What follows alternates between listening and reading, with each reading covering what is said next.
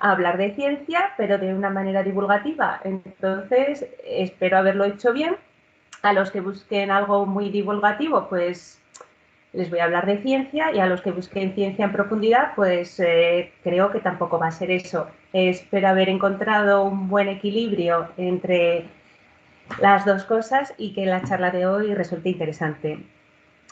Voy a compartir, antes de empezar la presentación, por favor me confirmáis que se ve. Sí, ya estamos viendo el PowerPoint.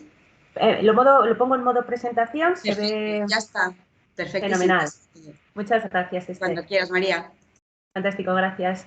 Vale, bueno, pues ya lo ha dicho todo Esther, pero de todas maneras, bueno, resumo. Efectivamente, me llamo María Bernechea, soy investigadora ARAIZ. ARAIZ es un programa del Gobierno de Aragón, pues son más conocidos igual los Ikerbasque y los ICREA del País Vasco y de Cataluña, y el espíritu es el mismo: atraer y estabilizar talento investigador en la región de Aragón. Somos investigadores a los que nos paga el Gobierno de Aragón, y luego nosotros realizamos nuestra investigación en los centros de Aragón que mejor se adecue a nuestra investigación. En mi caso, yo trabajo en el Instituto de Nanociencia y Materiales de Aragón, ya que me dedico al desarrollo de nanomateriales para energías y procesos limpios. Sobre todo, busco que sean nanomateriales capaces de captar la luz del sol y convertirla en otras cosas. Y esto es lo que os voy a contar en la presentación. Y eso, y como de entre los distintos grupos del INMA, pues yo estoy en el grupo de Nanostructure Films and Particles. Vale, pues vamos a ello. A ver si consigo pasar. Perfecto.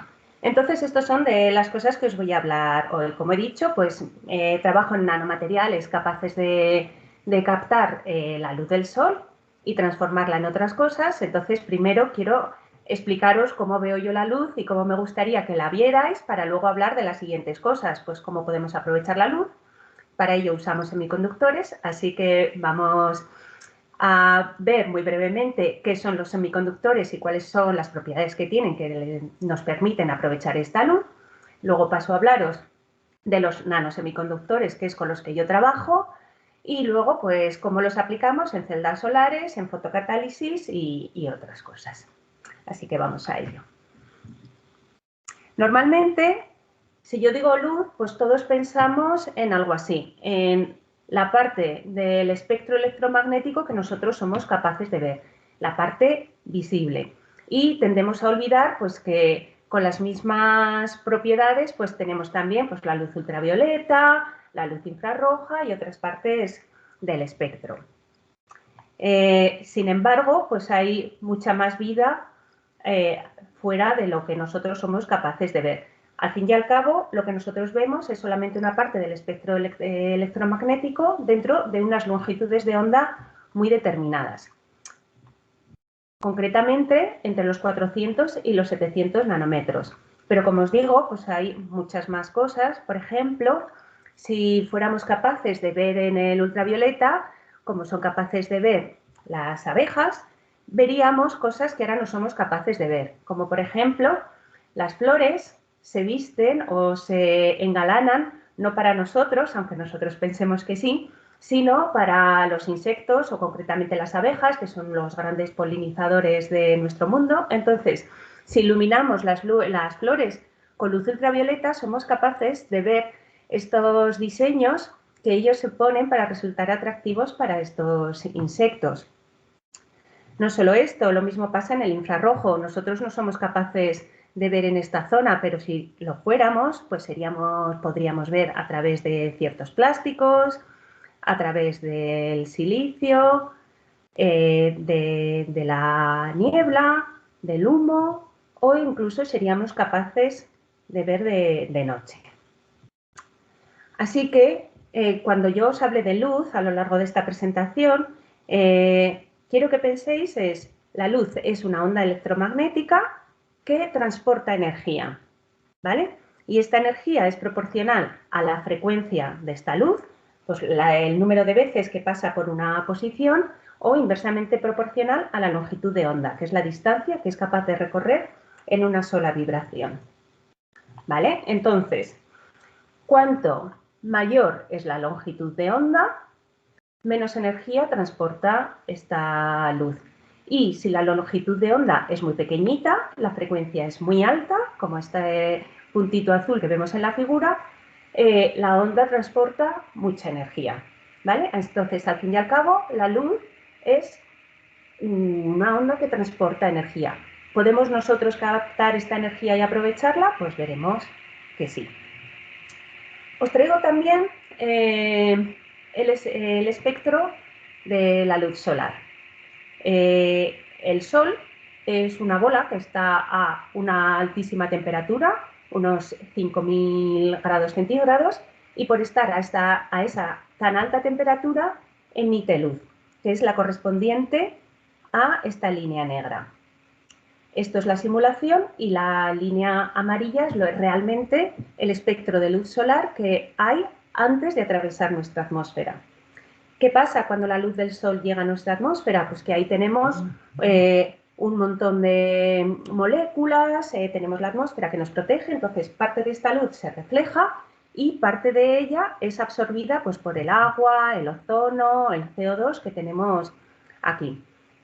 Como os digo, la atmósfera, ya lo sabemos, nos protege, deja pasar la luz solar, lo cual nos viene fenomenal, ya que las plantas la utilizan y cosas así, y parte la refleja, lo cual nos salva de morir abrasados, etcétera, etcétera. Por cierto, se pensaba que con el cambio climático pues habría muchas más nubes, que de alguna manera esto iba a afectar a nuestra atmósfera y que iba a reflejar más luz.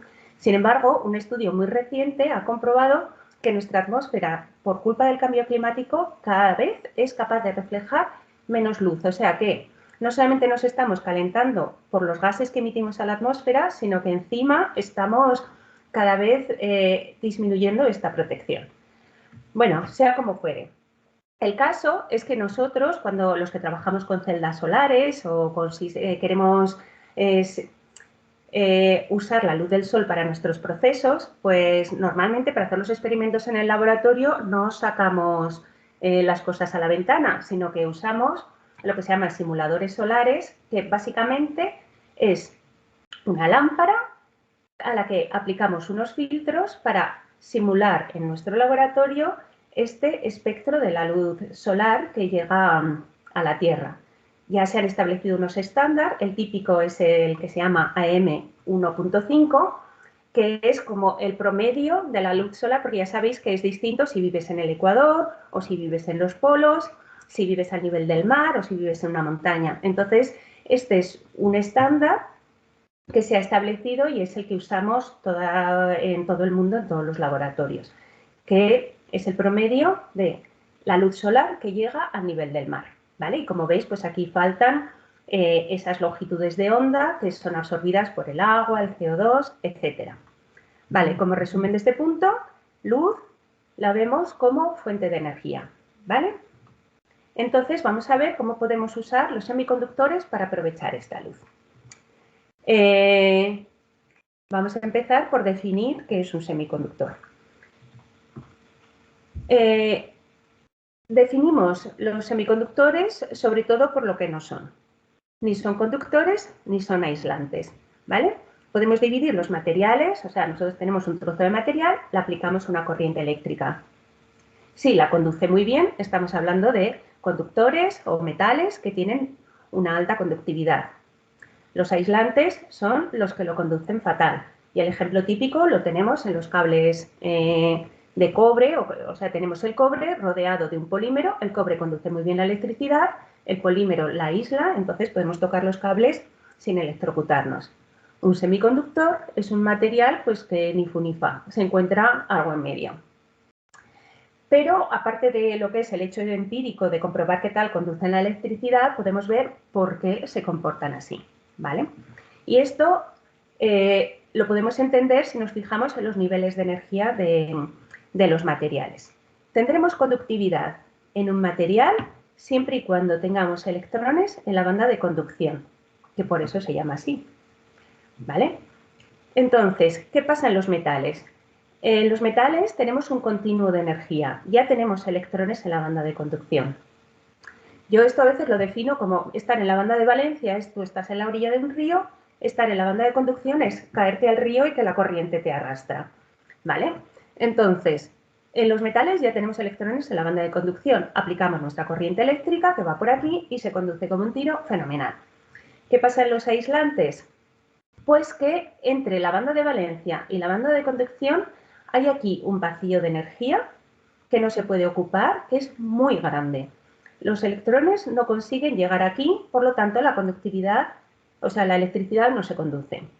Y en los semiconductores, pues estamos un poco entre medias. La diferencia de energía entre la banda de valencia y la banda de conducción es muy chiquitita. Entonces ya existen algunos electrones en la banda de conducción. Y aparte, con un pequeño aporte de energía, podemos mover electrones de la banda de valencia a la banda de conducción, mejorando sus propiedades, ¿vale? Y así, un poco para diferenciar unos de otros, decimos que hablamos de semiconductores cuando la diferencia de energía entre estos dos niveles es de aproximadamente 1 electronvoltio, y ya aislantes cuando la diferencia de energía entre la banda de valencia y la banda de conducción es de 4 electronvoltios o más. Vale.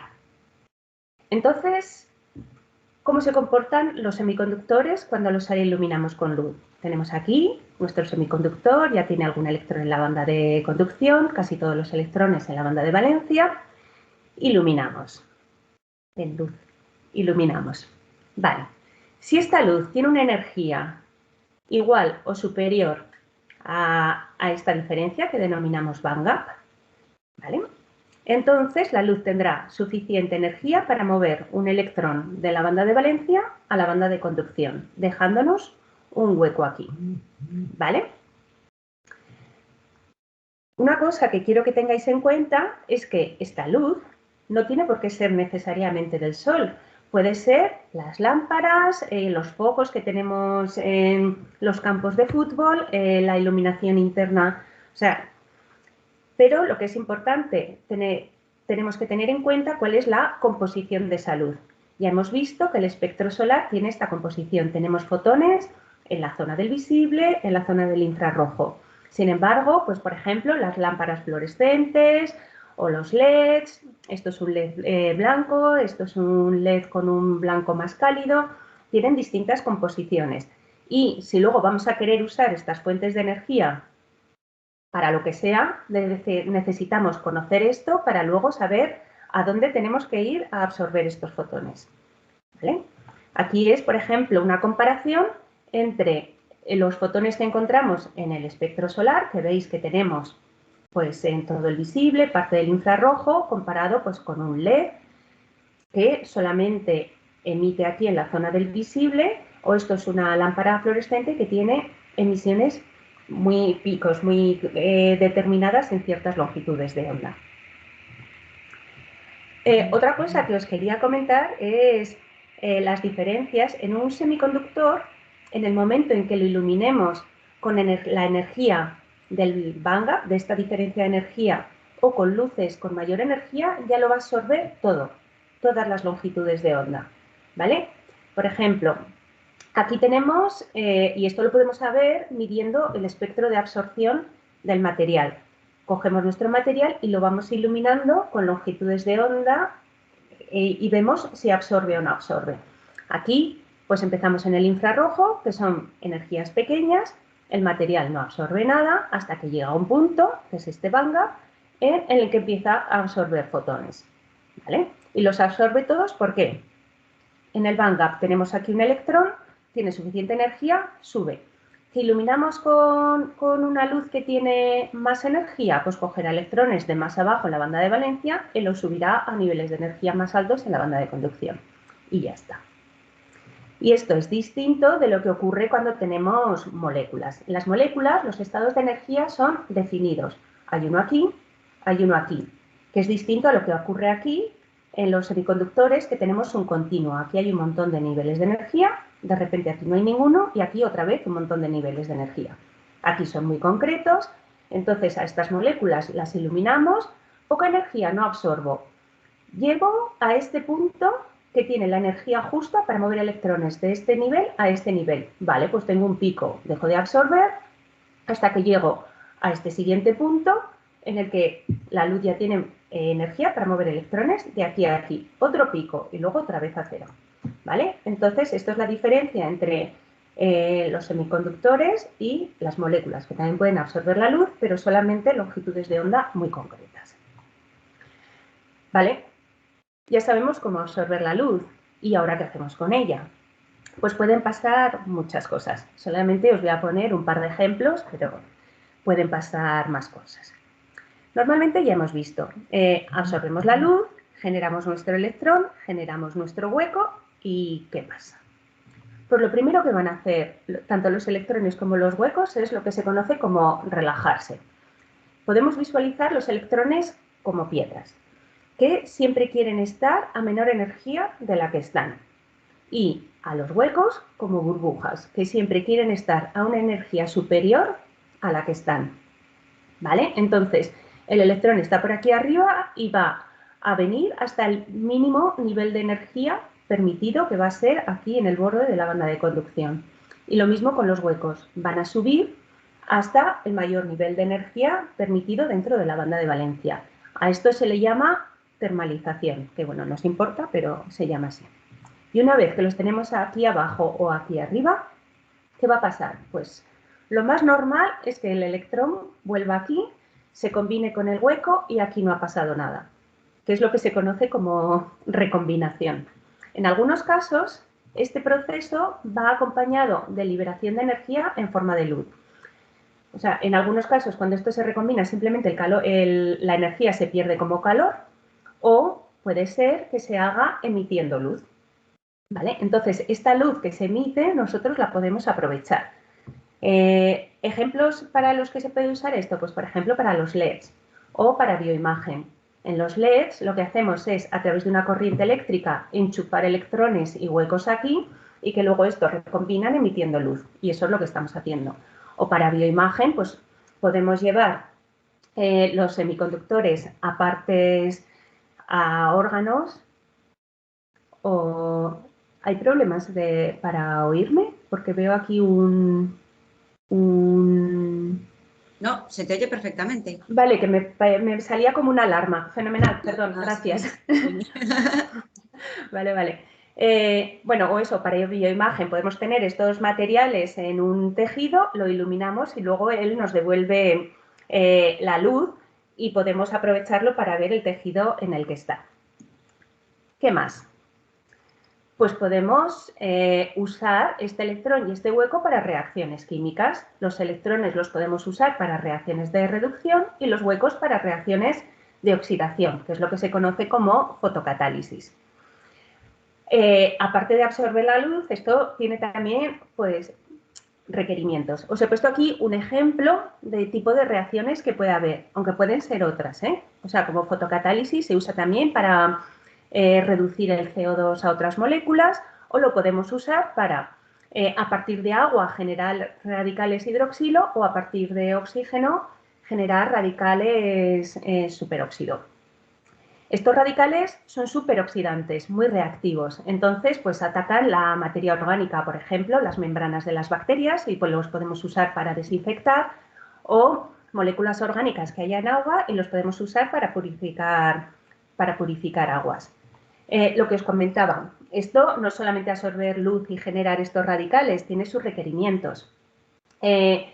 Para ello, los electrones que generemos en la banda de conducción perdón, van a tener que tener una energía superior a la necesaria para esta reacción. Ya os he dicho que los electrones lo que quieren es bajar de energía. Si les ofrecemos una reacción que ocurra a menor energía a la que están, van a estar encantados de moverse aquí para generar esta reacción. Y lo mismo con los huecos.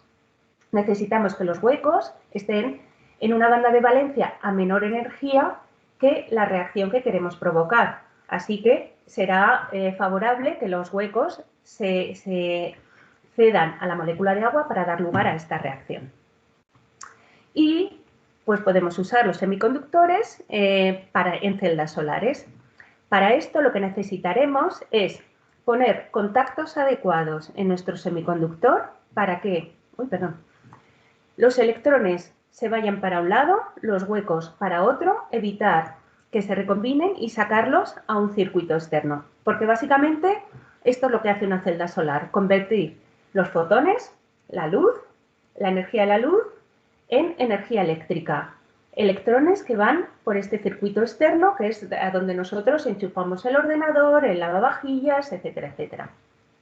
Y así conseguimos pues, las celdas solares, estos son paneles formados por varias celdas solares y aquí pues aparte de lo que estamos acostumbrados a ver, pues también puede haber celdas solares flexibles que se incorporen en otras aplicaciones. Digo que para poder conseguir extraer los electrones y huecos del semiconductor tenemos que poner contactos adecuados. ¿Cómo hacemos eso? Pues la manera típica es crear una unión PN, que consiste en combinar un semiconductor de tipo N con un semiconductor de tipo P. ¿Qué es esto? Vale, un semiconductor de tipo N es aquel que tiene el nivel de Fermi cerca de la banda de conducción y el de tipo P, el que tiene el nivel de Fermi cerca de la banda de valencia. Esto os da un poco igual, pero bueno, quiero que sepáis que esto es algo que nosotros podemos medir. Tú tienes un material, lo mides, dices, nivel de Fermi por aquí. Esto es un semiconductor de tipo N, ¿vale? Bueno, aparte, los semiconductores de tipo N son buenos conductores de electrones, mientras que los semiconductores de tipo P son buenos conductores de huecos. Entonces, ¿qué pasa? Tenemos estos dos semiconductores juntos. Los ponemos bajo el sol. En cada uno de ellos se nos generan electrones y huecos. Y lo que va a pasar es que los electrones van a tender a ir hacia el semiconductor de tipo N, mientras que los huecos van a tender a ir hacia el semiconductor de tipo P. Así conseguimos separarlos y extraerlos al circuito externo. Vale, pues ya hemos visto lo que es la luz, cómo podemos utilizar los semiconductores para captar esta luz y transformarla en otras cosas, cómo funcionan las celdas solares. Pues vamos a ver de qué va esto de los nanosemiconductores. Antes de nada, vamos a ver a qué nos referimos cuando hablamos de nano. Muchos lo sabréis, pero no viene de mal recordar. La nanociencia es la ciencia de hacer las cosas que pasan cuando estamos en una escala muy pequeña, en la zona de los nanómetros. Se dice que la nanociencia es esta zona de aquí, cuando tenemos materiales o procesos que ocurren en una escala de 100 nanómetros o menos. Para que os hagáis una idea, pues aquí os he puesto lo que mide una moneda de céntimo, que nos parece una cosa pequeña e irrisoria. Según vamos bajando, pues la nanociencia es algo más pequeño que las gotas de lluvia, el polvo, la niebla, las bacterias, más finito que un cabello humano, que la niebla. O sea, estamos están del tamaño de los virus, por ejemplo. Ahora ya todos sabemos lo que son los virus, la incapacidad que tenemos para detectarlos y aún así ahí están. Vale, ¿y por qué nos interesa hacer cosas tan pequeñas? Pues fundamentalmente porque al reducir tanto el tamaño de los materiales, pues surgen nuevas propiedades.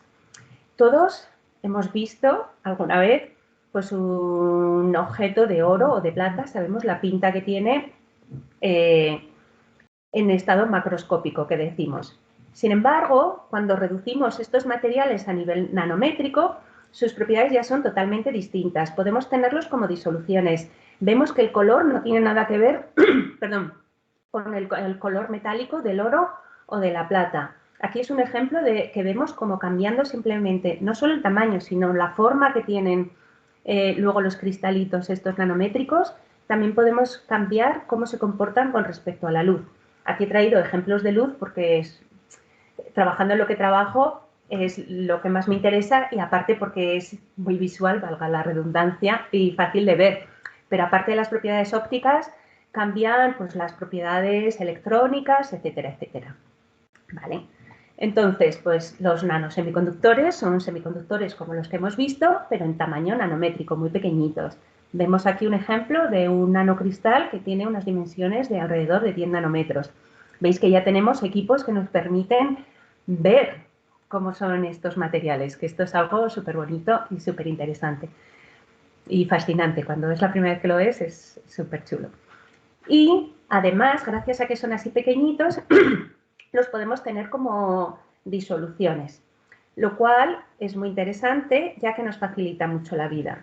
Nos permite procesar luego los dispositivos a partir de estas disoluciones, lo cual nos reduce luego los costes de fabricación. Imaginaros, os voy a poner un ejemplo de una celda solar, pero podría ser cualquier otra cosa.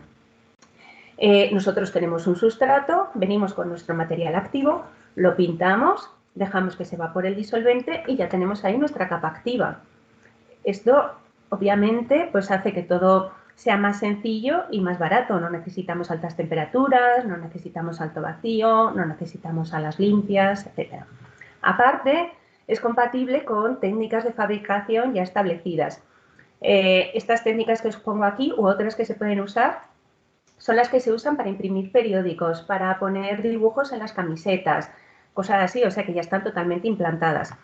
Y aparte, pues nos permite no solo fabricar celdas solares en sustratos rígidos ultraplanos, como las que estamos acostumbrados a ver, sino que también podemos pues amoldarnos al terreno o usar sustratos flexibles. Para la síntesis de estos materiales, yo que soy química y bueno, y habitualmente es lo que más se usa, pues utilizamos la síntesis química, que aparte que tiene varias ventajas. Por un lado, la nucleación y el crecimiento, que son fases de formación de nanomateriales, ocurren en etapas separadas. Y esto nos permite controlar de una manera muy precisa el tamaño y la forma de los nanocristales, dando lugar a muestras prácticamente monodispersas. Vamos a ver en la siguiente diapositiva que esto es muy importante porque al final las propiedades dependen del tamaño y necesitamos no mezclar tamaños grandes con tamaños pequeños para poder tener las propiedades que nos interesan. Y aparte, pues, si lo necesitamos, podemos usar altas temperaturas. Hay materiales que para conseguirlos o para obtener la fase que nos interesa, pues a veces tenemos que ir a temperaturas de 400 o yo qué sé. Pues lo hacemos en nuestra síntesis y luego cuando fabricamos el dispositivo usamos temperaturas más bajas. Con lo cual podemos, como os he comentado, usar sustratos flexibles. Ya sabéis que los plásticos, si superamos cierta temperatura, pues los degradamos. No podemos fabricar el material sobre estos sustratos. Como decía, controlar el tamaño es fundamental, ya que, por ejemplo, en estos materiales sus propiedades ópticas dependen directamente del tamaño. Os traigo aquí un ejemplo de puntos cuánticos de sulfuro de plomo.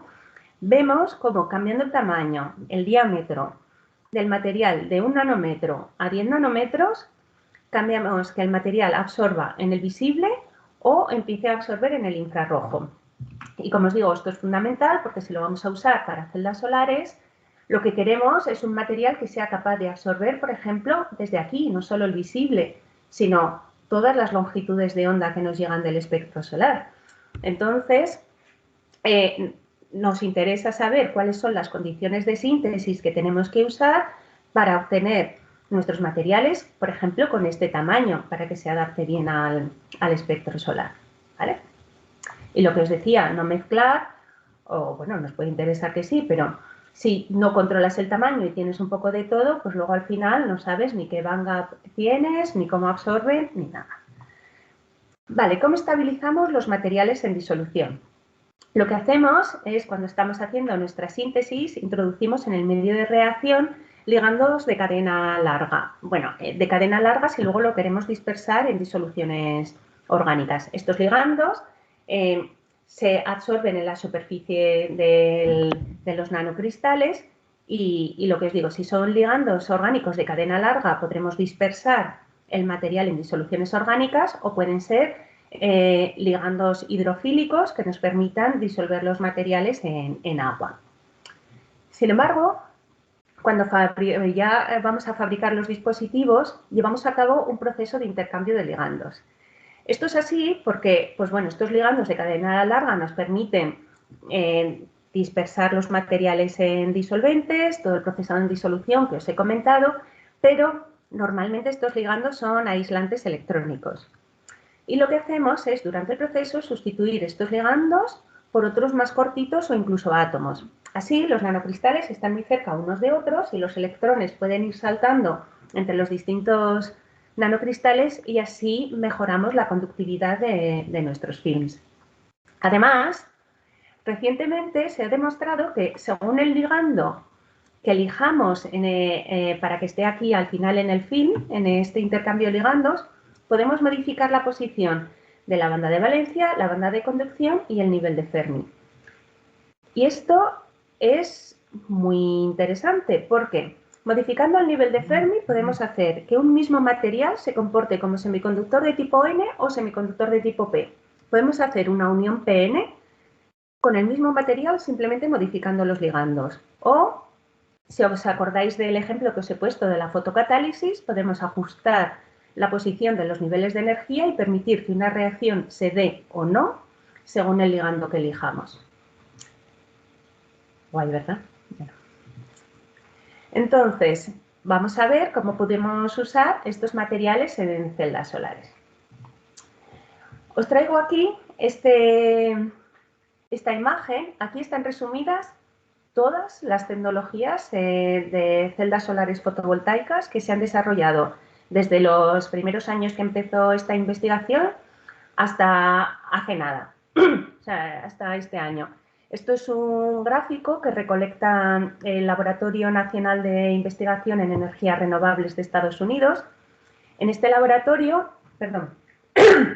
aparte hacen investigación, ellos mismos desarrollan celdas solares y también es un laboratorio que sirve de verificación. O sea, tú si fabricas una celda solar que te parece muy buena, se la puedes enviar a ellos lo miden en condiciones estándar y verifican que tu celda solar efectivamente da una eficiencia de XX.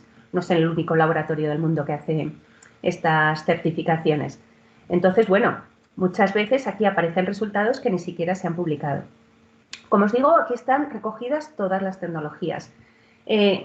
Desde las tecnologías que sobrepasan el límite teórico máximo de una celda solar, o sea, una celda solar con un solo material, el máximo de eficiencia que puede proporcionar es un 33%. ¿Podemos sobrepasarlo? Sí. Poniendo más de un sol, usando espejos para iluminar tu celda solar pues, con 3, 4 soles, usando más de un material, usando materiales, por ejemplo, poner como 3 celdas solares, cada una centrada en absorber distintas longitudes de onda. Fuera de estas tecnologías que yo llamo desarrollos más de ingeniería, el resto de celdas solares se diferencian en los materiales que utilizan. Tenemos pues, las típicas celdas solares de silicio, luego las que se llaman como thin films, que surgieron como alternativa a las de silicio, buscando reducir costes, y finalmente tenemos aquí este grupo en rojo que son las tecnologías emergentes. Estos son tecnologías que de momento, sobre todo, están todavía desarrolladas a nivel de laboratorio y que poco a poco van entrando al mercado. Se considera que cuando una celda solar alcanza una eficiencia de alrededor del 10%, la eficiencia es lo suficientemente buena como para considerar su comercialización. Vale. Y entre todas estas tecnologías, pues los nanosemiconductores se usan en esta tecnología que aparece aquí, que se llaman las Quantum Dot Solar Cells. ¿Cuáles son las ventajas que presentan estas celdas solares? Pues que los materiales que se usan pues están compuestos de elementos abundantes, con lo cual pues, los precios pueden ser menores. Como he comentado, se pueden procesar en disolución, abaratando aún más los dispositivos. Es la única tecnología que nos permite ajustar el bandgap para que esté en el lugar óptimo para mejorar la eficiencia. Y aparte podemos modificar el nivel de Fermi, lo que se conoce como el dopaje del material. Esto se puede hacer como las tecnologías tradicionales, introduciendo impurezas en el material o, como os he comentado, modificando los ligandos de la superficie de los nanocristales.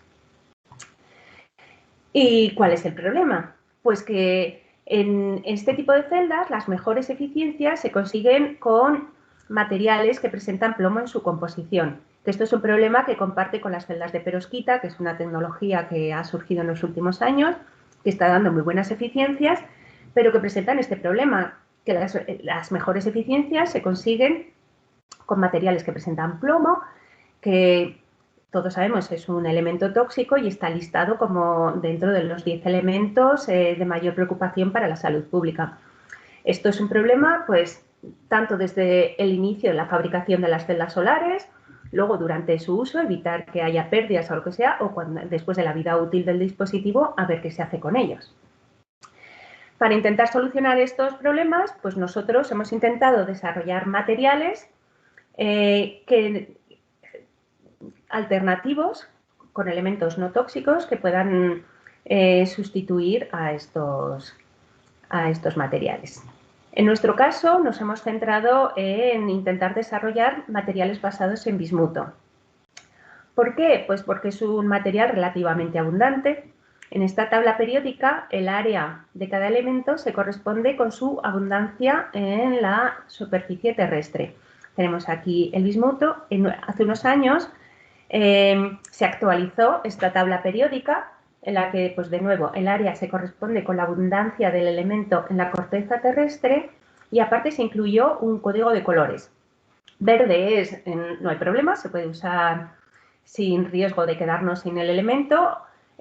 Rojo es ya cuidado porque las reservas son limitadas. Aquí tenemos el bismuto en amarillo, lo cual está bien. Y luego aparte tenemos también el código el móvil, o el dibujito del móvil, que indica que estos elementos son elementos que se usan en dispositivos electrónicos, pues móviles, computadoras, etcétera.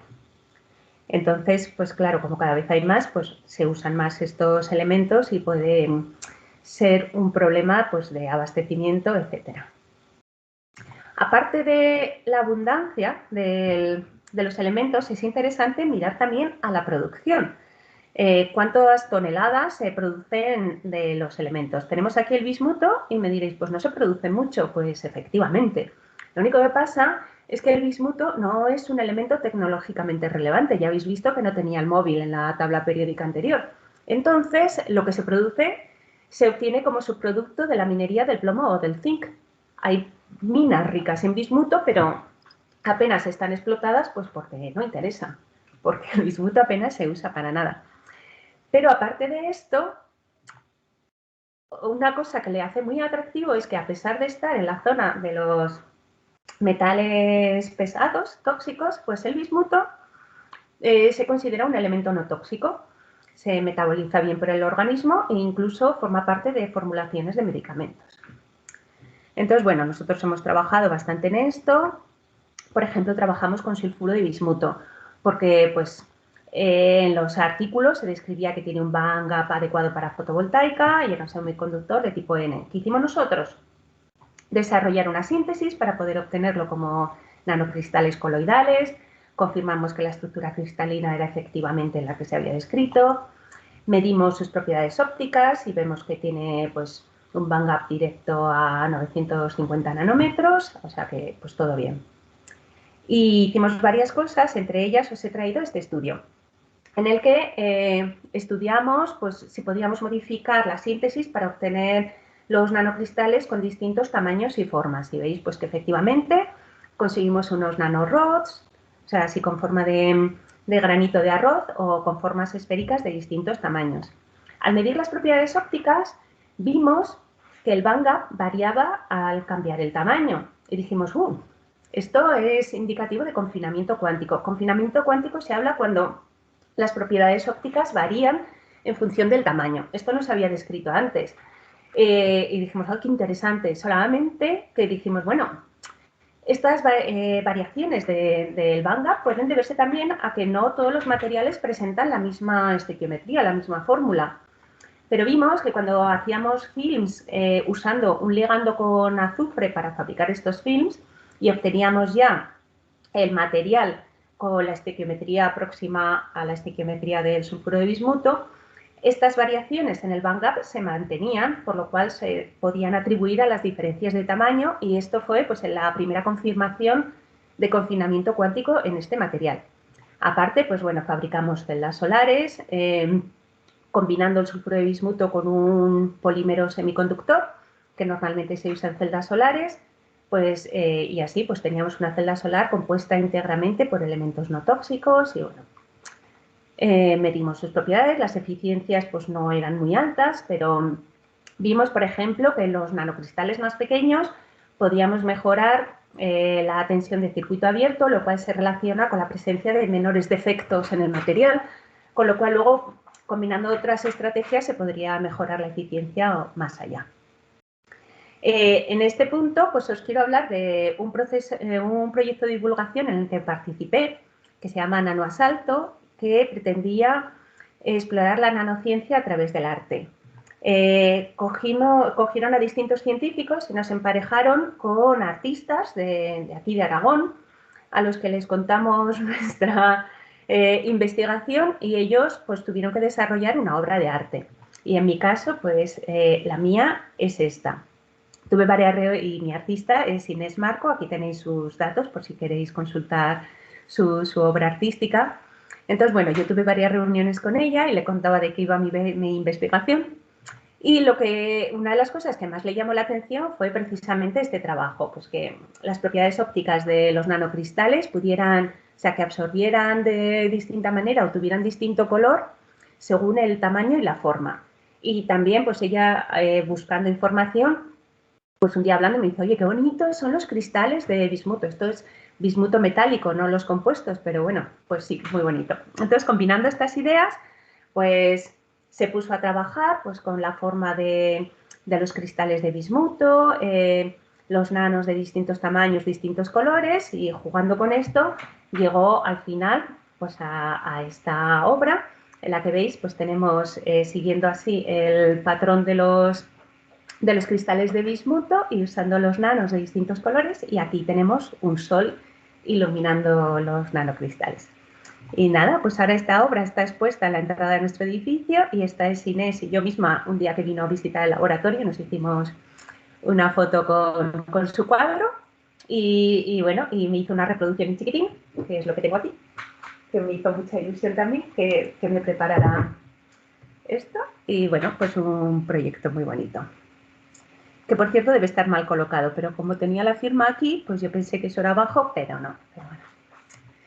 El caso, aparte de con sulfuro de bismuto, pues otro material con el que hemos trabajado es con el sulfuro mixto de plata y bismuto, que nos resultó interesante pues porque tiene una estructura cristalina muy, muy homogénea, lo cual puede ser bueno para el transporte de cargas. Había artículos que describían pues, el bandgap del material, que es adecuado para fotovoltaica. Había un estudio que indicaba fotocorriente, o sea que podía generar corriente eléctrica al iluminarlo y bueno, y está compuesto por elementos no tóxicos y abundantes. Así que decidimos pues, que íbamos a intentar obtenerlo como nanocristales coloidales, que se pudiera estabilizar en disolución y bueno, lo conseguimos. Estudiamos la síntesis para poder obtener pues, los nanocristales con distintos tamaños. Una vez conseguidos, pues medimos sus propiedades ópticas, vimos que absorbía pues, muy bien en la zona visible y todo el infrarrojo, lo cual es muy conveniente para celdas solares. Confirmamos la estructura cristalina. También probamos distintos ligandos para ver su comportamiento. Cuando usamos este ligando con azufres, el semiconductor o el material se comporta como un semiconductor de tipo N, mientras que cuando le sustituimos los ligandos de cadena larga por ioduros, pues el semiconductor es intrínseco. Además vimos que luego las celdas solares funcionaban mejor cuando usábamos los ioduros que cuando usábamos los ligandos de azufre. Así que este fue el ligando elegido para luego pues, optimizar las celdas solares. El sistema que mejor nos funcionó es este, en el que tenemos el film de sulfuro de plata bismuto entre una capa conductora de electrones, que es el óxido de zinc, y una capa conductora de huecos, que es un polímero orgánico. Todas estas capas se procesan en disolución a baja temperatura. Todos los elementos que componen la celda solar son no tóxicos. Y bueno, vimos pues, que aunque la capa activa era muy finita, de unos 40 nanómetros o así, y de hecho veis que la celda solar es prácticamente semitransparente, pues conseguimos una eficiencia de casi el 6% en nuestro laboratorio y más del 6% cuando lo mandamos la celda solar a certificar. Lo cual nos puso muy contentos y bueno, sitúa nuestro resultado aquí, que desde luego está lejos de las mejores eficiencias, pero fue un resultado muy prometedor teniendo en cuenta que era la primera vez que se usaba este material en fotovoltaica. Y bueno, pues Aparte de celdas solares, pues ya hemos visto que estos materiales se pueden usar en fotocatálisis. Os repito un poco lo que os he comentado antes. Tenemos nuestro semiconductor, vemos cómo absorbe la luz, genera las cargas y podemos usar pues, las cargas para procesos de reducción o procesos de oxidación, ¿vale? Y necesitamos que los niveles de energía estén en posiciones adecuadas para que estas reacciones tengan lugar. Hasta aquí todo bien. ¿Cuál es el problema? Pues para activar los fotocatalizadores tenemos que poner una fuente de luz. Entonces, una manera de que estos procesos sean baratos es vamos a usar la luz solar, que hoy por hoy el sol lo recibimos gratis. Pero ¿cuál es el problema? Estos materiales, que son los más usados, el óxido de titanio o el óxido de zinc, pues tienen band gaps muy altos y solamente absorben en la zona del ultravioleta, en la que hay muy poquitos fotones del espectro solar. Entonces, al final, todos estos fotones se quedan sin absorber y el proceso no es muy eficiente. ¿Qué es lo que podemos hacer? Pues combinar estos materiales con otros semiconductores que tengan band gaps más pequeñitos y que sean capaces de absorber más fotones y combinarlos. Entonces, en esto estuvimos trabajando en colaboración con una empresa de aquí de Aragón, conseguimos financiación del Gobierno de Aragón para desarrollar el proyecto que llamábamos ARIA, que es derivado de aguas residuales de industria agroalimentaria. En este proyecto también colaboramos con un compañero de Araí, también que trabaja en el Instituto Agroalimentario de Aragón, él es economista y ha sido un proyecto muy bonito porque aparte del desarrollo tecnológico, pues gracias a la empresa y a Nacho, hemos podido hacer un análisis socioeconómico de la situación de la industria agroalimentaria, o sea, porque a veces los científicos nos centramos mucho en los desarrollos tecnológicos sin tener en cuenta qué es lo que realmente necesita los usuarios finales. Bueno, lamentablemente este proyecto se desarrolló en plena época COVID y pues no conseguimos alcanzar todos los objetivos que nos propusimos, pero bueno, poco a poco irán saliendo cosillas y en otra charla igual os puedo contar algo de nuestros resultados. ¿Y qué otras cosas? Pues también estamos ahora trabajando en un proyecto europeo en el que trabajamos pues, con la Universidad de Tecnología de Poznan y el Instituto Nacional de Química de Eslovenia para el desarrollo de electrodos para sistemas de almacenamiento de energía.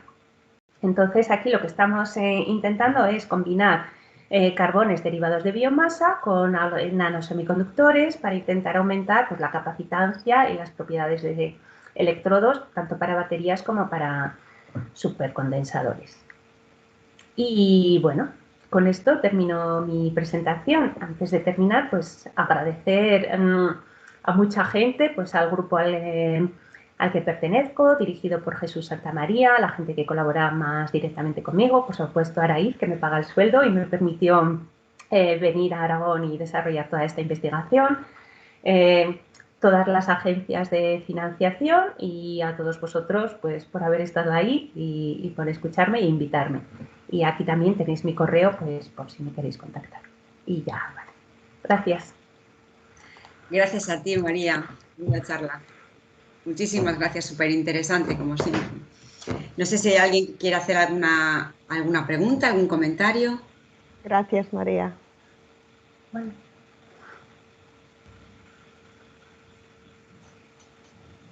Creo que Andrés tiene la mano subida. ¿Quiere hacer alguna pregunta? Hola. Bueno, muy bien, muchas gracias por la exposición. Y a mí me gustó, en particular, ya sé que se están desarrollando mucho todas estas diferentes formas más limpias de obtener energía. Pero me interesa la última diapositiva, bueno, la penúltima, que la última es la que estás enseñando. Lo del almacenamiento de la energía. Porque siempre pasa lo de siempre, que hace viento en invierno, pero el calor lo hace en verano, y hace calor en verano y aquí frío en invierno. ¿Cómo va todo este sistema? Porque hablaste de los superconductores, que yo estuve mirando qué demonios era, pero cuéntame algo más. ¿Cómo va ese tema de almacenamiento de energía? Hombre, afortunadamente hay muchos grupos de investigación trabajando en esto y no todo depende de nosotros. A mí me quise meter en esto por lo que comentas, que trabajamos en fuentes de energía renovables, pero si no, claro, tiene su variabilidad.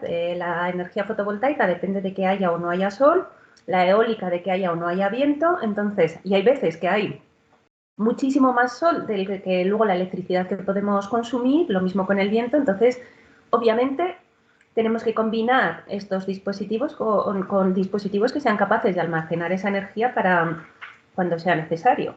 O sea, porque pues necesitamos encender la luz por la noche y ahí no hay sol, entonces necesitamos esa energía que hemos producido durante el día pues para luego igual funcionar por la noche.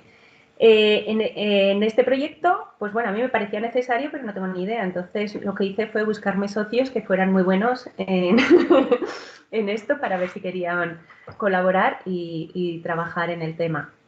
Las baterías son a lo que estamos más acostumbrados, son sistemas que son capaces de almacenar energía y luego liberarla por el movimiento de iones, sea ion litio, que son las que estamos acostumbrados en los móviles y en los dispositivos, aunque se puede trabajar con otros iones para precisamente hay otros iones que son más baratos o más accesibles que el litio, como por ejemplo pues el sodio, el calcio, el magnesio, o sea, que esas son más pesadas. Entonces, para dispositivos móviles igual no son adecuadas, pero para acoplarlo a una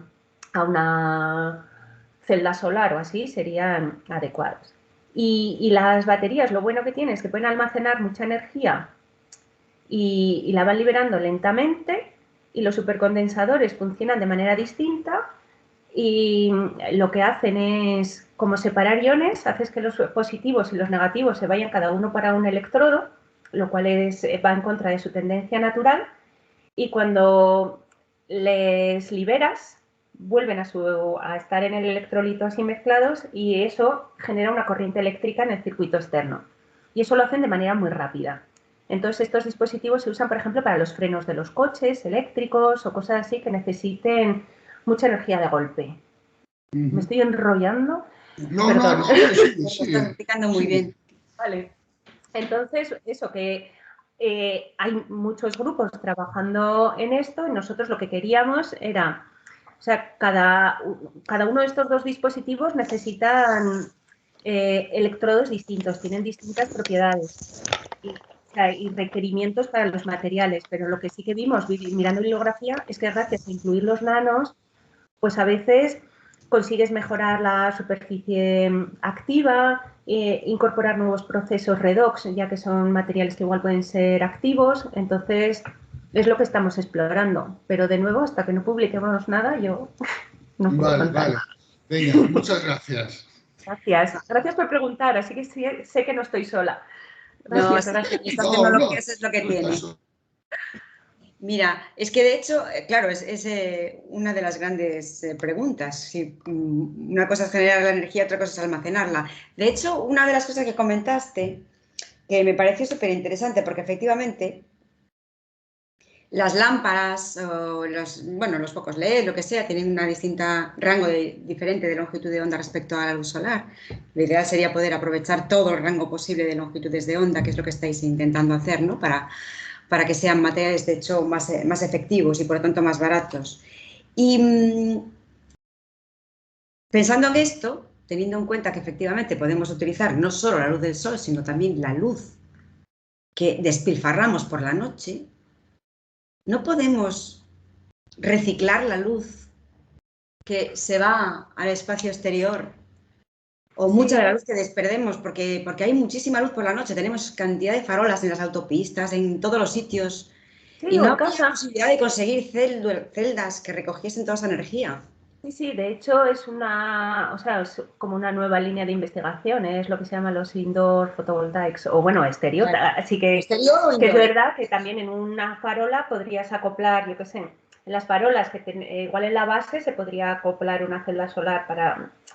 Pero eso incluso en casa o en los hospitales que siempre tienen la luz encendida, pues se está trabajando en esos sistemas. Por ejemplo, acoplar celditas yo que sé, a los sistemas de incendios o cosas así para que sean autónomos, que no los tengas por qué tener conectados a la red, sino que tenerlo acoplado con una celda solar y efectivamente tú tienes la luz encendida, a ti te sirve, pero está perdiéndose de alguna manera. Entonces sí que es una línea de investigación que existe y se está desarrollando, quizás algo más reciente, pero sí. Y es lo que quería comentar. Si tú al final, solamente que es que el tiempo es limitado, son muchas ideas, pero es eso, si tú trabajas para celdas solares externas, trabajas con el espectro solar, lo tienes que tener en cuenta. Si ya trabajas para celdas solares de interior, tu iluminación es otra y lo tienes que tener en cuenta, las necesidades de tu material, o sea, lo que el dispositivo requiere, el material igual tiene que ser distinto y centrarse en dónde emiten las lámparas o esto. Una pregunta, ya es la última, en donde... No, yo por mí encantada, ¿eh? De hecho, por ejemplo, yo había oído, a lo mejor es un poco de ciencia ficción, en preparar cristales, los cristales normales de nuestras casas, que durante el día reciben la luz solar y durante la noche están recibiendo la luz interna, precisamente. Nosotros tenemos las luces encendidas y esos cristales podrían estar recuperando la energía de alguna manera, tanto desde el exterior como desde el interior. ¿Eso es ciencia ficción o es posible para el futuro? Sí, no, o sea, no es ciencia ficción y se trabaja en ello. El problema, entre comillas, es que si es una ventana, nosotros queremos las ventanas para que nos entre la luz. Y las celdas solares lo que hacen es tener materiales que absorben la luz. Entonces, conseguir combinar materiales que absorban la luz y la transformen en electricidad y que a la vez dejen pasar la luz para que tú no vivas a oscuras es un equilibrio muy delicado. Se puede hacer, ¿eh? Quien dice ventana será más bien una persiana, ¿no? Quizás. Claro, ¿no? Y por ejemplo, pues igual decorar lo que es la fachada del edificio con celdas solares se puede hacer. O sea, ahora, y de hecho en Europa es una de las tendencias, o sea, de proyectos europeos o cosas así, los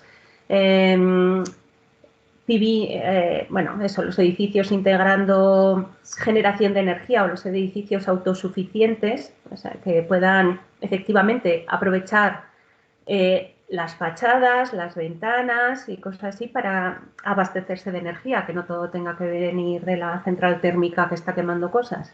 ¿Y algún día tendremos pilas recargables para los coches eléctricos? Sí. Sí. O sea, yo creo, de hecho, o sea, a donde va Europa ya ha dicho que para el 2050 el 80% de la energía tiene que ser renovables, casi toda la flota tiene que ser coches eléctricos, o sea, es a donde se va. No sé si habrá cambios en los próximos años, pero es a lo que se está legislando, así que tenemos que apretar porque los científicos tenemos que estar a la altura. Creo que tenemos por aquí otra mano levantada. No sé muy bien de quién puede ser, pero bueno, adelante. Creo que soy yo, Esther, soy Moisés. Ahora María, sí. un comentario y, bueno, dos comentarios en general. El primero es una cosa que se dice con frecuencia y que tú has mostrado ahí, que es la gráfica de evolución de los semiconductores a lo largo del tiempo, ¿no? En donde ubicaste vuestro semiconductor y esto. Y se suele decir, y tú lo has dicho, que el límite está en el 30%. Sin embargo, no se suele explicar por qué el límite está en el 30%, y entonces es cuando empiezas a decir, y tengo que poner 2 soles, 3 soles, 4 soles, y la gente flipa con cómo va a hacer para poner otro sol, ¿no? Igual puedes comentarlo un poco. Sí. A ver, yo no necesito que lo comentes para mí, pero sí que creo que es buena idea comentarlo, ¿no? Vale, allá voy, a ver si lo hago bien. Una cosa que me llamó... Ay, te he perdido. Sí, te hemos perdido, Moisés. ¿Es No, una no, cosa que te llamó? que sí, iba a decir que no paré porque creía que iba a empezar María a hablar. No, No, prefiero que... una cosa que me llamó la atención también fue, bueno, al principio, cuando hablabas de combinar semiconductores N y P para recuperar los electrones durante el proceso de recombinación y tal, y luego al final, cuando hablaste de la fotocatálisis, pues por contaminantes, a los que trabajamos en eso, la recombinación es como el demonio, el sumum de los demonios, ¿no? No se puede ser más demoníaco que la recombinación. Entonces no hay nada que odie más que la recombinación, y me fastidia un poco cuando alguien viene y dice, ah, mira, puedo recuperar los electrones, ¿no? Pero bueno, esto es un poco una broma, ¿no? No, hombre, Nada no, si esto era, pues, como a veces decimos, y esto se pierde por recombinación, era un poco explicar lo que era, que es, bueno, aquí no ha pasado nada, todo lo que subió bajó y todo se perdió como calor. Y efectivamente, luchar contra eso es difícil y puedes desarrollar estrategias y que aún así no funcionen. Pero sí, o sea, y en las celdas solares también existe recombinación y por recombinación perdemos, o sea, el límite teórico, que ahora lo hablamos, el límite teórico de una celda solar es 33%, pero luego llegar ahí es complicadísimo porque efectivamente nosotros también tenemos recombinación, no sé qué, no sé cuánto, tralarí. Y ahora, pues cuento lo del 33%, a ver si lo sé contar bien. Tengo una diapositiva extra por aquí.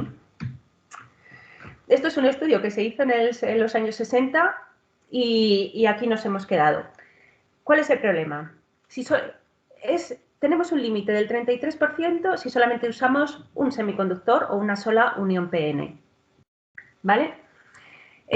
Ya se vio que para alcanzar este 33% necesitamos un semiconductor, que esto también lo he ido diciendo a lo largo de la exposición sin dar mucha más explicación. Alcanzaremos ese 33% si usamos un semiconductor que tenga un band gap entre 1,1 y 1,4 electronvoltios, que es esta zona de aquí. Aquí vemos el band gap y la eficiencia que podemos conseguir en nuestra celda solar, ¿vale? Y vemos que el máximo está aquí en el 33% con un band gap de alrededor de 1,1. Esto es así, ¿qué pasa? Si tenemos un material que absorba mucho en la zona del ultravioleta, vale, pues nos quedamos un montón de electrones de esos que hay en el infrarrojo del espectro solar sin absorber. No los aprovechamos, disminuye la eficiencia. ¿Qué es lo que quiere decir esto? Todos los fotones que están por debajo del band gap, en la zona del infrarrojo, no los aprovechamos, no los absorbemos, no generamos electricidad. Si por el lado contrario nos vamos muy al infrarrojo para aprovechar todos los fotones, pues, como os he comentado, luego los fotones que tienen mucha energía, los del ultravioleta, cogen electrones muy abajo en la banda de valencia, los suben muy arriba en la banda de conducción y toda esa energía se pierde cuando relajan al menor estado, o sea, o al mínimo en la banda de conducción o al máximo en la banda de valencia. Se pierde mediante calor, ¿vale? Y luego encima tenemos aquí pues la recombinación y la leche. O sea, que no sé si esto termina de explicar o realmente la gente lo visualiza o esto, pero eso, que con una sola celda solar el máximo que podemos convertir de fotones a electricidad es un 33%. Pero lo que comentaba, puedes tener un semiconductor que se dedique a los fotones del infrarrojo, otro que se dedique a los fotones del ultravioleta, cada uno con su eficiencia, pues por aquí un 18, por aquí otro 18, lo sumas y llegas a 40 y pico, ¿vale?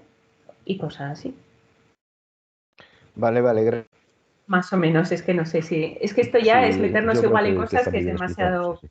Vale, gracias. No, pero me parecía interesante hacer un comentario al respecto y mostrar esta gráfica de Shockley, ¿no? ¿Qué es lo que has hecho? Gracias. O sea, esto que conste que no estaba preparado, o sea, yo no le dije a María, prepárate una diapositiva adicional que te voy a preguntar esto. Esto ha sido espontáneo. No, pero bueno, suele ser pregunta, entonces dije, bueno, me lo voy a poner porque luego lo intento explicar sin dibujos y no se entiende. Bueno, y tengo aquí otra incluso, que intenta explicar esto mismo, solamente que no sé si... que viene a contar eso. Aquí, Bueno, si por mi tú vas... parte, nada más, por mi parte, Vale, gracias. vale, gracias. Que si me dejáis me enrollo, ¿eh? Nosotros te dejamos, no hay ningún problema. No sé si alguien más tiene alguna pregunta. Moisés, me imagino que la mano ya te la puedo bajar. Aquí tenemos otra preguntita, creo.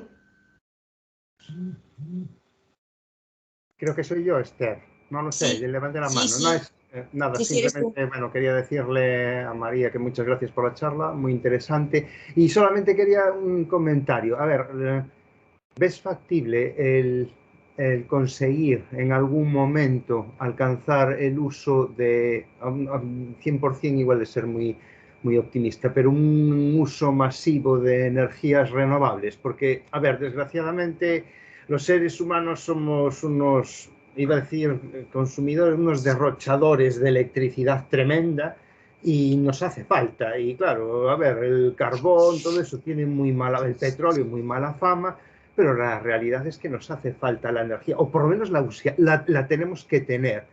Los franceses parece que abogan por potenciar las nucleares, que a corto plazo hasta casi parece, yo diría que no sé si casi lo más razonable, mientras no consigamos tener un despliegue tremendo de renovables.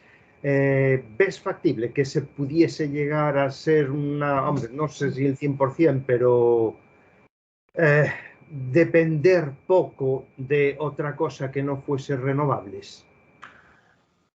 Hombre, no lo sé. Yo no tengo bola de cristal, pero como he comentado antes, las políticas europeas, y hoy por hoy España pertenece a la Unión Europea, van por ahí. Y yo creo que incluso Francia está abandonando un poco la apuesta por la nuclear. Las van a seguir usando, por supuesto, no es algo que puedas parar de un día para otro.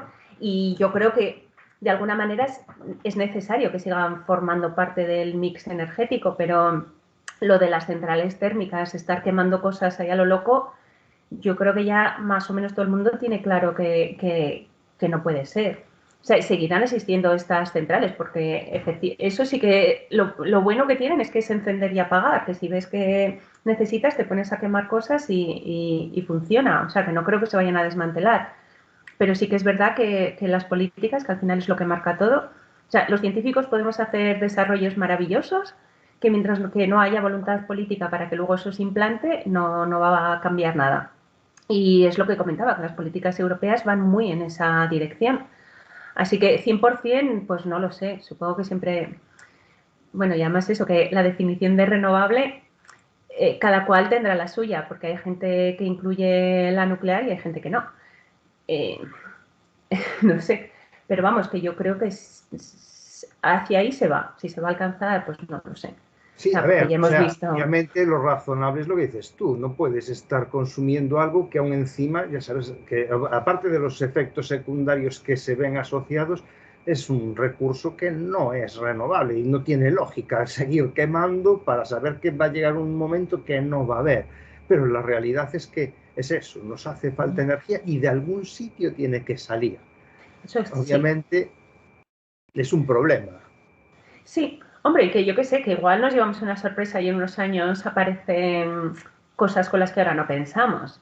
O sea, yo el otro día estuve en una charla sobre el proyecto ITER y me quedé, bueno, aparte que me pareció una charla súper bonita, nunca contamos con eso y yo qué sé, igual dentro de 20 años tenemos fusión nuclear. Yo qué Ah, sé. sí.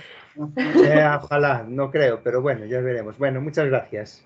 Gracias a vosotros, de verdad, gracias. No, gracias a ti. Una charla súper interesante.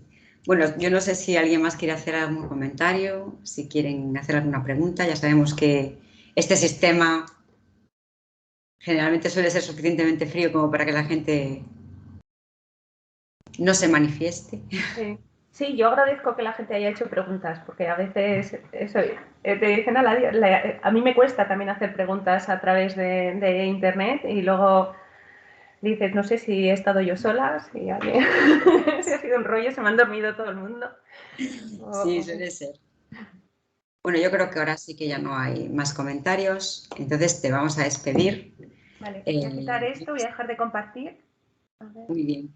Muchísimas gracias y bueno, a ver si la próxima vez pues ya podemos tener una charla, pero ya más presencial aquí, invitándote ya a venir a la comunión. Bueno, sería guay. Pero bueno, me ha gustado mucho poder participar en esto. Muchísimas gracias por invitarme, de verdad. Gracias a todos los que han asistido y sobre todo gracias por las preguntas. Siempre es interesante saber lo que le interesa a la gente y la discusión. Gracias. Es muy... Bueno, pues nada, Y gracias a todos por haber asistido. Ya sabéis que después, este fin de semana, colgaré la charla en mi canal de YouTube, Ciencias UDC, para aquellos alumnos que no pudieron asistir porque estaban en clase, y así poder asistir en streaming, que se dice ahora, a la fantástica charla de María. Vamos a esperar que se vaya la gente. Muchas gracias. Chao a todos.